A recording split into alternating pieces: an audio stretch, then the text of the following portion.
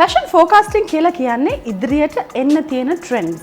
නැත්තම් ඊළඟ සීසන්ස් වල ඩිසයිනර්ස්ලා ඉදිරිපත් කරන ඩිසයින්ස් අනුමානය කිරීමක්.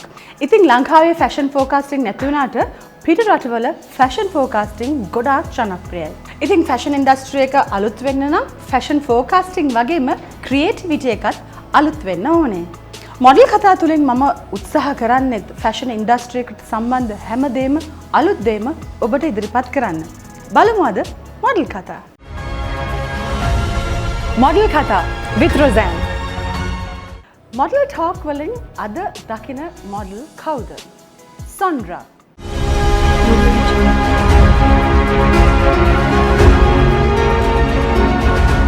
ඔබත් සිහින් සිරුරක් ලබා ගැනීමට කැමති නම් හැමදාමත් අක්ෂත හර්බල් ටී පානය කරන්න.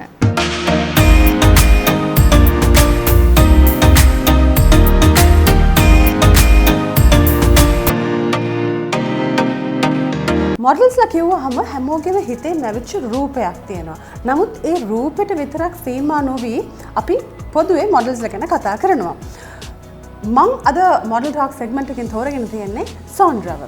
Hi Sandra. Hello. Plus size models have been in the news lately. Tell me why you chose to become a plus size model. So I became a plus size model because people like me and my size are not given equal opportunity when it comes to photo shoots or on the runway. Currently I know we're trending, but yet there's so much more room for growth in the industry. So I'm trying to break that stereotype and basically not let them differentiate between a regular size model and a plus size model. What do you think of the term plus size model? When people call you a plus size model, what's the feeling you get? So I've basically been a plus size girl my entire life. I've been bullied in school, I've been bullied at my workplace, but with maturity and years of tolerating all of this, I've overcome it. So when you say plus size now, I mean, look at us, right? We're all empowering each other to be comfortable in your own skin, and you're perfect the way you are. So it doesn't offend me in any manner anymore. Even though the industry has a long way to go, I still feel we're being recognized for who we actually and truly are. I think you've made something out of this. What are the challenges you face as a plus size model? So there are basically not enough brands for plus size clothing. That's currently one of the biggest challenges I'm facing. In addition to that, during shoots especially, even though certain brands rather say they're body positive, then it's not really that rosy behind the scenes. And there have been certain instances like that as well where we just kind of feel humiliated for the size you are in. Correct, yeah. So basically those are the current challenges at the moment that we're facing. It's a lot of self-confidence. Correct, yes. That's what's got me going so far. I'm doing pretty well with it. You've been in the industry for quite some time now. So what are the aspects that you like and of course dislike about the industry? Personally, I love the fact that namely the agency Sri Lanka is now recruiting plus size models like myself, which basically gives me an idea that, you know, people are opening up their minds. They're not as narrow-minded as, you know, they used to be. Yeah, correct. But however, when it comes to the dislikes, I would still prefer, you know, if we were given equal opportunity again to be on a ramp or, you know, to basically model for bigger brands and them accepting us for this shape as well, because that's something that I've been longing to do for a very long time. Those were some fabulous shots that you have taken. Thank you. Globally, if you look at plus size modeling, they call themselves real women. But the traditional model, they expect that model to be in a particular size, to lose weight, a particular shape. What's your take on all this? So basically when it comes to globally, there are people who are recruiting plus size, disabled. They're not looking anymore for the standard size of a UK 8 or fair skin. They basically look at all aspects now, you know, so that's really good. And even in Sri Lanka, I know the industry is coming up to that level.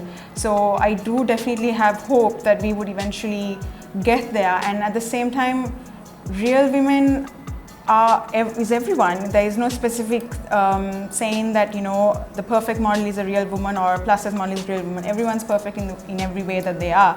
So hopefully this would help everyone and empower everyone to get out of their shells and just come out there and embrace yourself. That's basically my final say for the evening. Well, love yourself. That's what you're trying to say. Correct, yes. I'm sure a lot of young girls look up to you. You have made something out of this. What advice can you give girls who have a problem with their size and shape? What kind of advice can you give them? To all of you out there who are basically like me, be bold, be brave, and don't let anyone stop you from what you want to do. Follow your dreams. I know it's going to take a long time, but regardless, follow your dreams, and you have people like us to support you in everything that you want to do. And also, in addition to that, don't let anyone tell you you can't be someone when you know you can be. That's what I would like to say to everyone. Well, that's something really nice, and I think everyone who has insecurities should follow this. Well, a small token of appreciation from Glow. Thank you so much.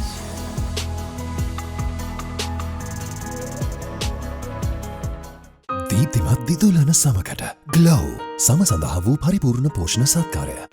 ලස්සන හමක් කියන්නේ නීරෝගී හමක්. නීරෝගී හමකට ඇතුළාන්තයෙන් පෝෂණය අවශ්‍යයි. Glow කැප්සියුල් දෙකකින් දිනකට අවශ්‍ය පෝෂණය ලැබෙනවා. අංජුනි කියලා කියන්නේ අලුත් ඩිසයිනර් කෙනෙක් වුණාට ගොඩක් දක්ෂ ඩිසයිනර් කෙනෙක්. ඉතින් අද මම හැඩ වෙලා ඉන්නේ අංජුනිගේ කමාලියා බ්‍රෑන්ඩ් එකකින්. කතා කරමු අපි ෆැෂන් හබ් තුලින් අංජුනි සමග.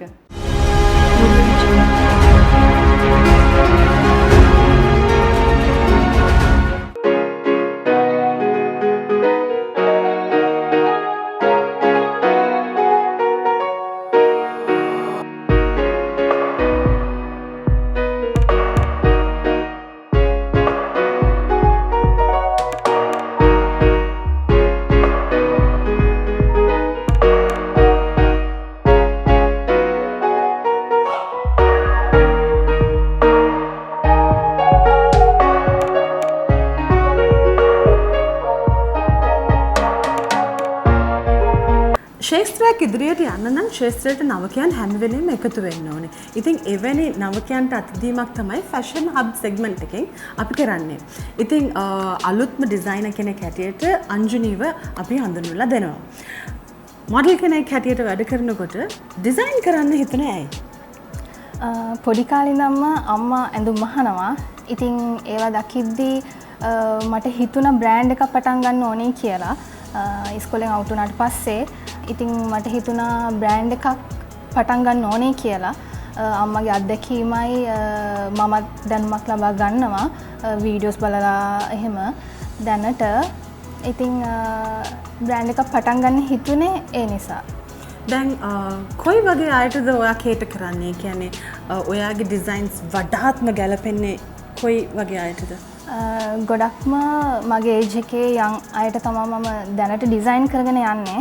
කියන්නේ එතකොට ඩිසයින් එකක් කරාම මට ෆිට වෙනවද කියලා බලලා මම කැමති ඩිසයින්ස් සාමාන්‍ය අපේ ඒජ් එකේ අය අඳින්නේ. ඉතින් ඒවත් එක බලලා තමයි මම ඩිසයින් කරන්නේ දැනට ගොඩක්ම යම් අයට.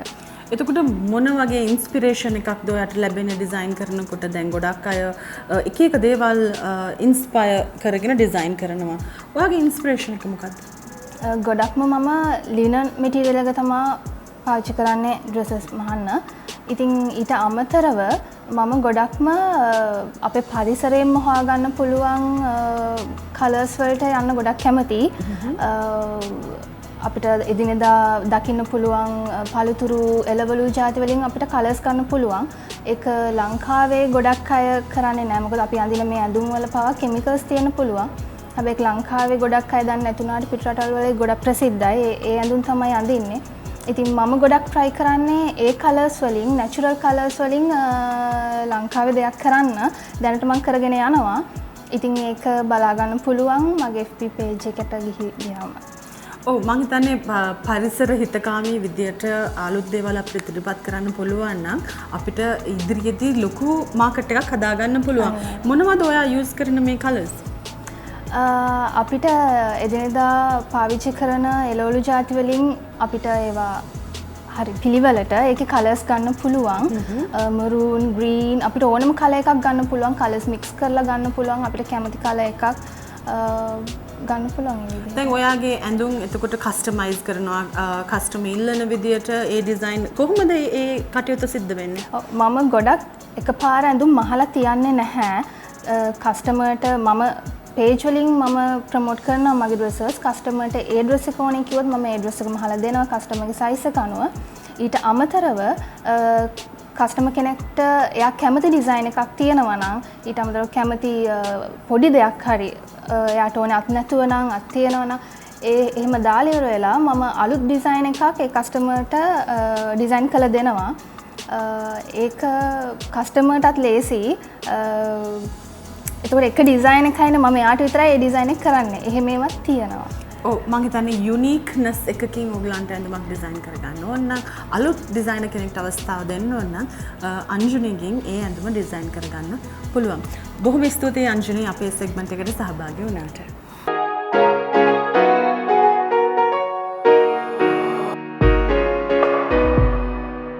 අංජුනි ග්ලෝ ඉතින් පුංචි තිලනයක් තියෙනවා ඔයාට.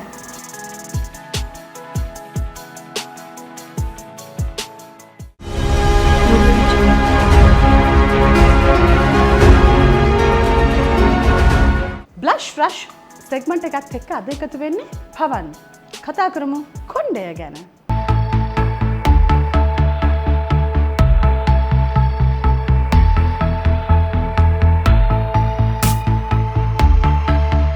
Life is more beautiful when you connect to the correct hairdresser කියලා quote එකක් තියෙනවා. ඉතින් මම හිතනවා පවන්ගේ clients උත් ඒගොල්ලන්ගේ ජීවිතේ ලස්සන කරගෙන ඇති කියලා. මොකද හොඳ hairdresser කෙනෙක් මුණ ගැහිලා තියෙන නිසා. ඉතින් පවන් කියලා කියන්නේ ගොඩක් මේ තිරේ පිටිපස්සේ ඉන්න කෙනෙක්. ගොඩක් වැඩ දාන්නේ යා තිරේ පිටිපස්සේ. නමුත් ඇත්තටම ෆස්ට් ටයිම් ඉන්ටර්වියු එකට සහභාගී වෙන නිසා බොහොම ආදරයෙන් පවන්ව පිළිගන්නවා බ්ලෂ් රෂ් සෙග්මන්ට් එකට. පවන් කොහොමද මේ හෙයාර් ඩ්‍රෙසින් වලට ආසාව ඇති වුණේ නැත්නම් ඉන්ඩස්ට්‍රි එකට එන්ටර් වුණේ? මට පොඩි කලින්දම තිබුණ ආසාවක්. ඉතින් ඉස්කෝලේ නිමාඩු දෙනකන් ඉඳලා කොණ්ඩේ එකක විදියට කපලා අම්මාගෙන් ටීචර්ලා හැම බැනුම් ආලා. ඊට පස්සේ ඉස්කෝලේ අවුට් වුණාට පස්සේ ආෆ්ටර් ඕ ලෙවල් තමයි මට කැප්ලෝ ආයතනේ මට යාළුවෙක්ගේ මාර්ගෙන් හම්බුණා. හොඳ තැනක්. ඉතින් ඒකෙන් දිගටම ආවා. ඉතින් ආසයි තුන ඒක කරගෙන ගියා. දැන් ගොඩක් අය හිතනවානේ පිරිමි ළමෙක්ට මීට වඩා හොඳ ආසාවක් කරන්න පුළුවන් හෙයාර් ඩ්‍රෙසර් කෙනෙක් වෙන්න ඕනේද කියලා ගොඩක් අය හිතනවා ඇති. බට් ඔයාගේ මතය මොකක්ද? දැන් මේ ඉන්ඩස්ට්‍රි එකේ ඉඳලා සක්සස්ෆුල් වෙලා හොඳ ක්ලයන්ටේල් එකක් ඉන්න කෙනෙක් හැටියට මොකක්ද ඒ ගැන කියන්න තියෙන්නේ? නෑ ඒක එක එක්කෙනා දකින්න විදිය තමයි. තමන්ගේ ඇඟේ තියෙන මොනාරි ටැලන්ට් එකක් කරේ මොනාරි දෙයක් තියෙනවා නම් ඒක ආසාවෙන් කරන දේ කරන්න ඕන. නිකම් කවුරු අම්මා ෆෝස් කරා අරක කරන්න මේක කරන්න කිව්වට වැඩක් නෑ. ඔව් තමයි ඇතුලෙන් එන එක දෙන්න කරන්න ඕන. දැන් එතකොට ඒ වගේම ට්‍රෙන්ඩ්ස් ෆලෝ කරන්න ඕනේ. හෙයාර් කෙනෙක් වුණාම ඊයේ තියෙන එක නෙමෙයි අද තියෙන්නේ, අද තියෙන එක නෙමෙයි හෙට තියෙන්නේ. කොහොමද ඔයා මේ ට්‍රෙන්ඩ්ස් ෆලෝ කරලා අප්ඩේට් වෙන්නේ? ගොඩක් වෙලාවට අපේ ලංකාවට එන බ්‍රෑන්ඩ්ස් තියෙනවා. මම ආවට පස්සේ ඒවා YouTube, Facebook, Instagram ඒ වගේ සර්ච් කරලා වෙබ්සයිට් බලලා එහෙම තමයි ගොඩක් වෙලාවට. හැමදාම වගේ ඉතින් Instagram, YouTube එකේ අප්ඩේට් වෙනවා. එක අලුත් වීඩියෝස් එනවා.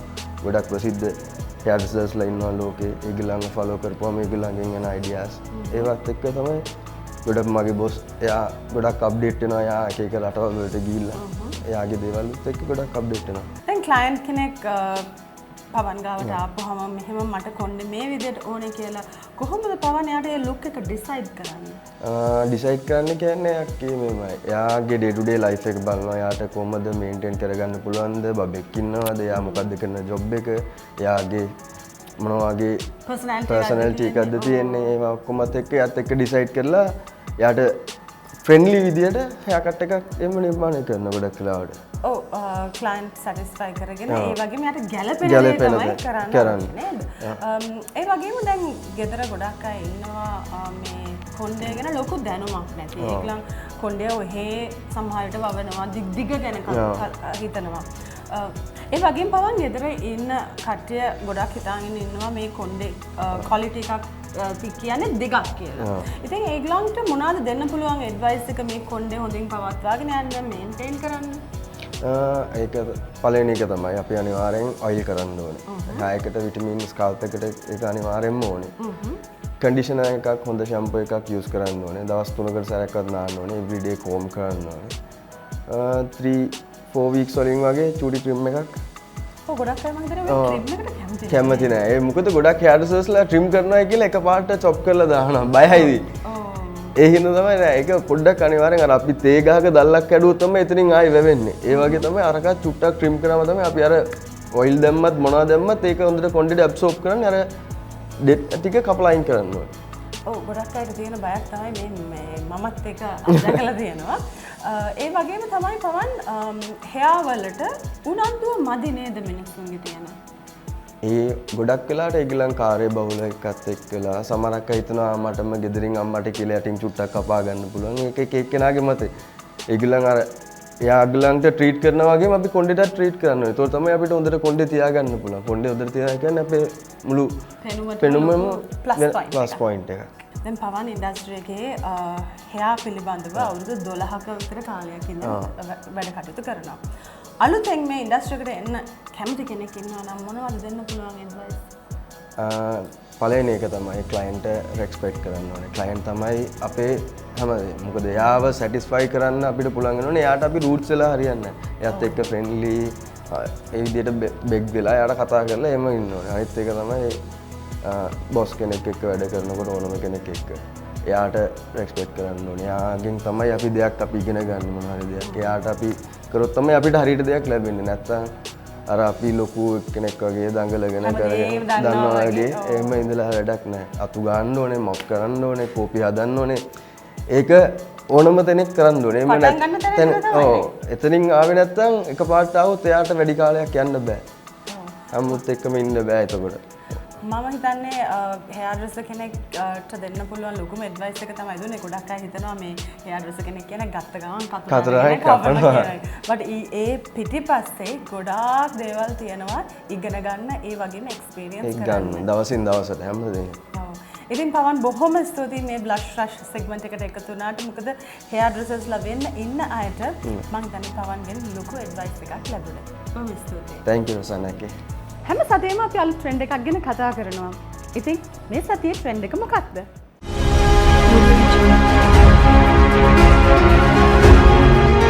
දැන් ටීනේජර්ස්ලා අතරේ අති ජනප්‍රිය ට්‍රෙන්ඩ් එකක් තමයි මෙෂ් ටොප් එක. මිලේනියල්ස් හා ජෙන් Z කියන තරුණ කොටස් තමයි මේ ට්‍රෙන්ඩ් එක අද දවසේ ගොඩක්ම අඳින්නේ. සම නිරාවරණය වන ලෙස අඳින මෙම ටොප් එක දැන් Instagram වල හරිම ජනප්‍රිය ට්‍රෙන්ඩ් එකක් වෙලා තියෙනවා. 90 දශකයේ ඉතාමත්ම ජනප්‍රිය වුණු මේ විලාසිතාව අදටත් ඉතාමත් හොඳින් ගැලපෙනවා. ටිෂු ටර්ටල් නෙක් සහිත මෙම ටොප්ස් ඇදෙන සුළු නැත්තම් ස්ට්‍රෙචි ෆැබ්‍රික් වලින් තමයි නිර්මාණය කරන්නේ. මෙය ඉතාමත්ම විනිවිද භාවයකින් යුක්ත නිසා ඇතුළට කුඩා ටොප් එකක් හැඳ සිටිය යුතුයි. මේ හැමෝටම ගැලපෙන ට්‍රෙන්ඩ් එකක් නෙමෙයි. අත් දිගට හෝ කොටට මෙෂ් ටොප්ස් අඳින්න පුළුවන්. ඇඟට ඇලෙනසේ නිර්මාණය වුණ මෙෂ් ටොප් එක ලේස් හෝ ඕනෑම සීත්‍රූ ෆැබ්‍රික් එකකින් සකසා ගැනීමට පුළුවන්. මේ මෙෂ් ටොප්ස් හරියට දෙවෙනි හම වගේ ඉතාමත්ම තුනී. හුඟක් සෙලිබ්‍රිටීස්ලා මෙෂ් ටොප් එක අඳින්නේ තමන් මහන්සියෙන් හදාගත් ඇඟේ හැඩය පෙන්වීමටයි. මෙෂ් ටොප් වල හුඟක් ජනප්‍රිය ටයි-ඩයි, බතික්, ෆ්ලෝරල් වගේ ස්ටයිල්ස්. කිව්වත් වගේ මෙෂ් ටොප් එක හැමෝටම ගැලපෙන්නේ නැහැ. ඉතින් තමන්ගේ ඇඟට සුදුසු විදියට, තමන්ට සුදුසු විදියට හැම ට්‍රෙන්ඩ් එකක්ම කරන්න අවශ්‍ය වෙනවා. අපේ ශරීරයේ විශාලතම ඉන්ද්‍රිය තමයි සම. ඉතින් සම අපි රැක ගන්න ඕනේ, ආරක්ෂා කරන්න ඕනේ, පෝෂණය දෙන්න ඕනේ. ග්ලෝ. හුඟක් අයට තියෙන ගැටලුවක් තමයි මේ අත් කොහොමද අපි සිහින්ව ලස්සනට තියාගන්නේ කියලා. ඉතින් ඕනෑම ඇඳුමක් අඳිනකොට ඒක ලොකු ප්‍රශ්නයක් වෙනවා. බලමු අපි කොහොමද මේක අඩු කරගන්නේ කියලා.